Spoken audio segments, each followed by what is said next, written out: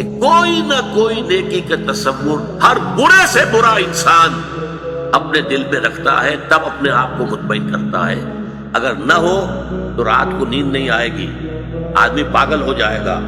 آدمی کی اندر سے شکست ہو جائے گی، شکست و ریخت ہو جائے گی، اس کی شخصیت ٹوٹ پھوٹ کر رہ جائے گا انسان اپنے اندر سے۔ تو یہ نیکی کے بہت سے تصورات ہیں جو ہمارے معاشرے کے اندر آج موجود ہیں، اور یہ آپ کو معلوم ہے کہ یہ طوائفیں جو ہے جب محرم کے دن آتے ہیں، تعزیے نکلتے ہیں، تو کالے کپڑے پہن کر جلوسوں کے ساتھ جانے والیاں،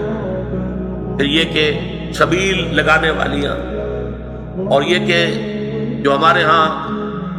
اولیاء اللہ کے مقابر ہیں، ان کے جو بھی مزارات ہیں، ان پر جب عرس ہوتے ہیں تو وہاں جا کر دھمال کھیلنے والی ہے، یہی ہے نا، وہ کام نیکی کا کر رہی ہے، فلاں بزرگ کے ہاں جا کے کہیں ہے نا، وہاں جا کر دھمال کھیلا ہے، وہ تو اصل میں اپنے بزرگ کے ساتھ عقیدت کے حوالے سے کیا ہے، یا یہ کہ احترام ہو رہا ہے محرم کا۔